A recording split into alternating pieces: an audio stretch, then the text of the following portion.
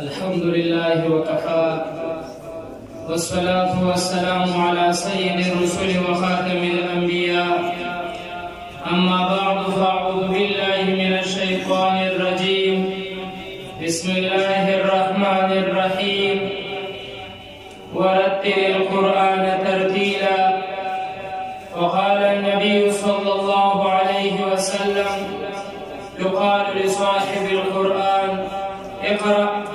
وارتقي ورتل كما كنت ترتل في الدنيا، فإن منزلك عند آخر آية تقرأها، أو كما قال صلى الله عليه وسلم. شوق سره پیغمبر علیہ الصلوۃ والسلام باندې درود شریف وایي. اللهم صل على محمد النبي الأمي وعلى آله وبارك وسلم تسليما. زما ډیرو محترمو عزتمندو مشرانو، دا مبارک مجلس د حسن قرات چې زمانه وړاندې قاری صاحب ډیر مزیدار د قرآن کریم تلاوت وکړو او مشران قرآن کرام تشریف فرما دي، سب تشریف روڑی. اللہ پاک دی داسې مبارک مجالس زمونږ او ستاسو همیشه همیشه نصیب کی، او زمونږ او ستاسو دی الله پاک قرآن کریم په صحیح طریقې سره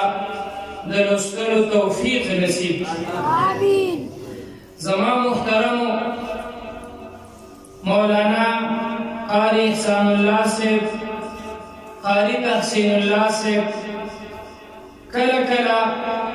داسې مجالس د دې دپاره منعقد کوي چې زمونږ او ستاسو زمونږ د اولاد د قرآن کریم سره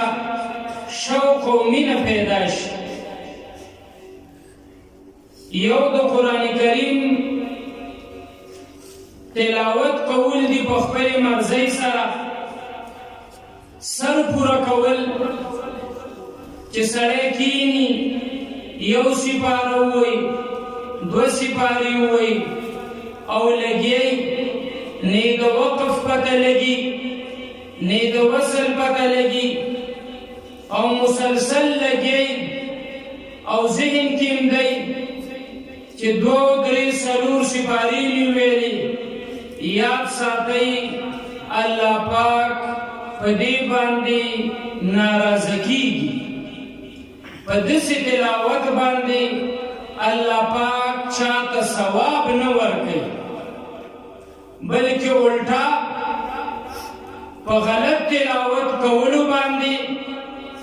قرآن کریم په خپله په دغه کس باندې لعنت رالیږي. والقرآن یلعنه، دی لګی قرآن کریم لولي او قرآن کریم ورته الټه خیرې کوي. یو واقعه را یاده شوه چې عرب راغلي وو، یو ځای کې یو کس مونځ ته وړاندې شو او سورت یوسف شروع کو. نو دغه قاری صاحب چې د پسې شاته ولاړو، هغه چې د ده تلاوت واورېد نو ډېر زیات یې وژړل، ځکه هغه کس تلاوت ګډوډ کو. نو چې بیا یې سلام واړو نو دا وروسته چې کوم قاري صاحب ولاړ دی او ډېر زیات یې وژړل، نو دی هغه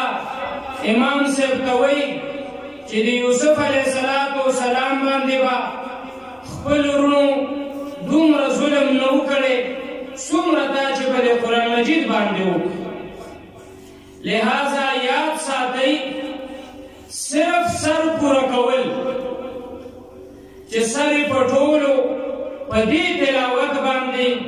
الله پاک خوشحالیږي نه. دا تلاوت الله پاک ته منظور نه دی. الله پاک په خپل باندې فرمای ورتل القرآن ترتیلا قرآن کریم په ترتیل سره لولا چې ته حروف هم صحیح ادا کې د وقف خیال هم ساتي د صفات لازمه خیال هم ساتي په دې طریقې سره چې ته معمولی تلاوت وکړي د غلط تلاوت د الله په دربار کې ډېر زیات مقبول دی په یو یو حرف الله پاک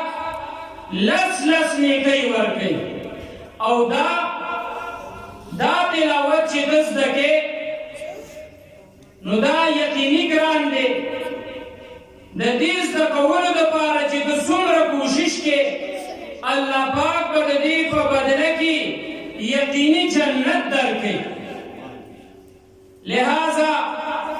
قرآن کریم چې څنګه نازل شوی د عربو په لهجه کې په هغه طریقې سره د زده کولو د تلاوت کولو کوشش کول دا زمونږ د استادو ذمهواري ده کله چې ابراهیم علیه السلام دعا کوله بیت الله شریف چې آباد کو نو الله پاک نے سوال کو ربنا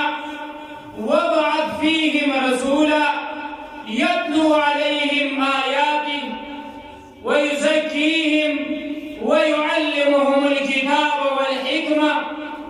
اے زمان پروردگارا زما په دې اولاد کې یو پیغمبر راولېږه چې زما د اولاد نه چې دا ستا د کتاب تلاوت دوی ته کوي او د قرآن کریم او د سنت تعلیم دوی ته ورکوي ویزکیهم او د دې خلکو تزکیه کوي زما محترمو قرآن کریم نازلم په عربۍ کې دی پیغمبر صلی الله علیه وسلم هم عربي دی او کم خلقو ته چې نبی علیه السلام ابتداءً د قرآن کریم تعلیم ورکو هغه هم ټول عربي دي نو دوی ته د قرآن کریم آیتونه تلاوت کول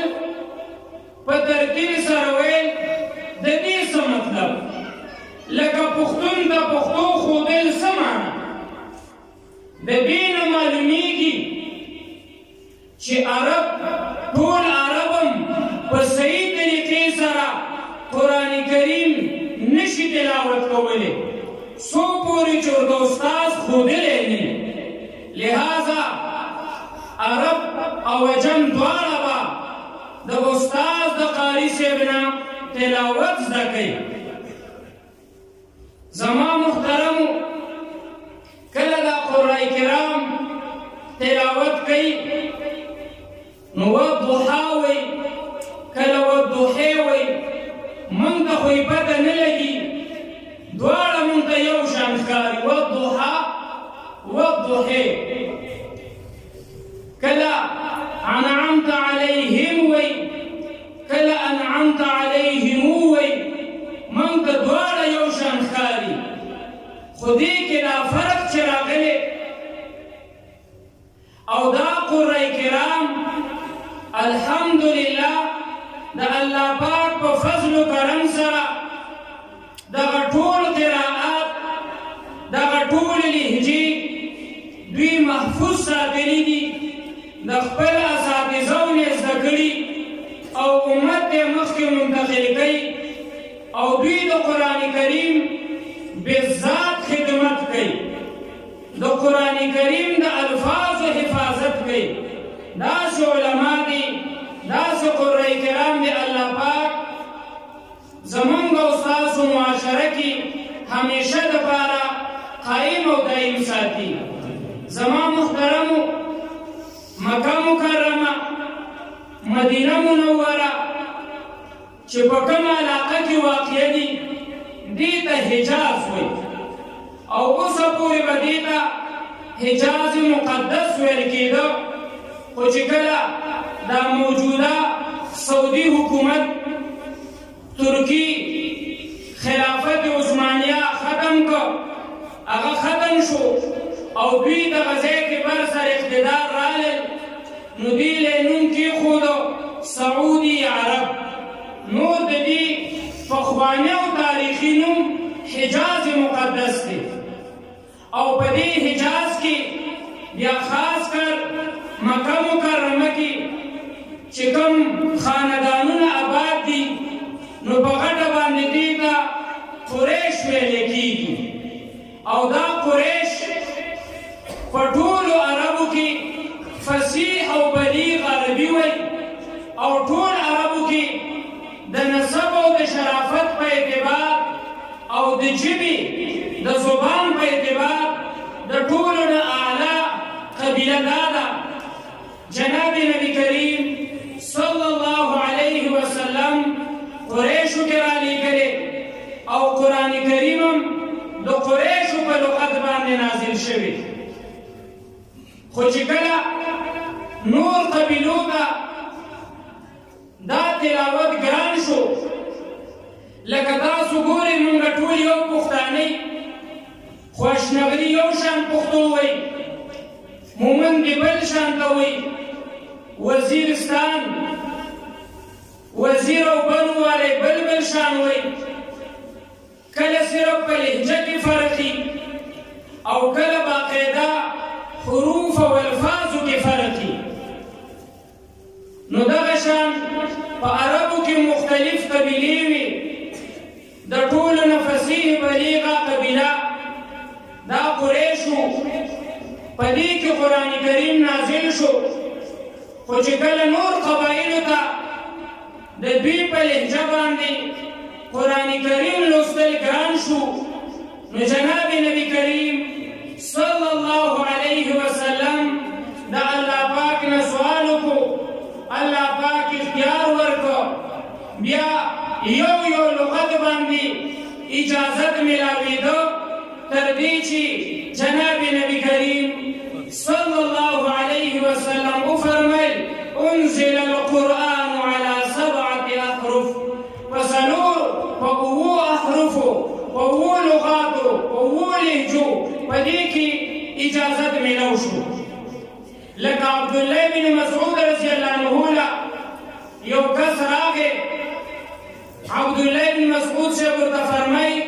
طعام الاثیم، دا زه ورته ښیي، هغه اثیم ټکی نه شو ویلی،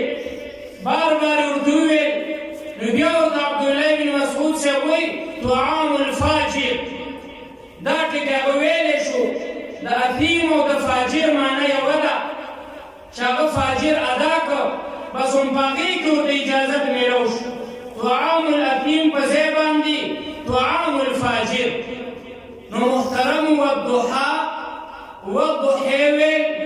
طعام الاثیم په ځای طعام الفاجر ویل. دا روایات چې راغلي، دا لهجې او لغات چې راغلي، دا باقاعده د جناب نبی کریم صلی الله علیه وسلم نه نقل دي. مونږ خو چې په یو لهجه په یوه باندې مونږه تلاوت وکړو، دا د الله پاک عظیم نعمت ګڼو. خو محترمو دا قرآن کرام دا مسلسل لګي، دغه لغات او لهجې زده کوي، قراءات 7 زده کوي، او مونږ ته کله زمونږ د زړه خوشحالولو دپاره الحمدلله د الله پاک خوشحالولو دپاره د جناب نبی کریم صلی الله علیه وسلم د خوشحالولو دپاره دوی ښایسته ښایسته اوازونو سره تلاوت کوي. الله پاک دې د دوی دا محنتونه دا تلاوتونه او مولانا قاری احسان الله صاحب، قاری تحسین الله صاحب چې دوی دا مبارک مجالس جوړوي، الله پاک دې دا ټول په خپل دربار کې قبول او منظور کړي، او الله پاک دې زمونږ او ستاسو دا حاضري په آخرت کې زمونږ د ټولو د خلاصي سبب وګرځي، او الله دې زمونږ د ټولو قرآن کریم سره صحیح مینه پیدا کړي، او الله پاک دې موږ له توفیق راکړي چې موږ په خپله باندې هم او په خپل اولاد باندې صحیح طریقې سره ترتیل سره قرآن کریم زده کړو. الله پاک دې زمونږ دا ناسته په خپل دربار کې قبول او منظور کړي. واخر دعوانا ان الحمد لله رب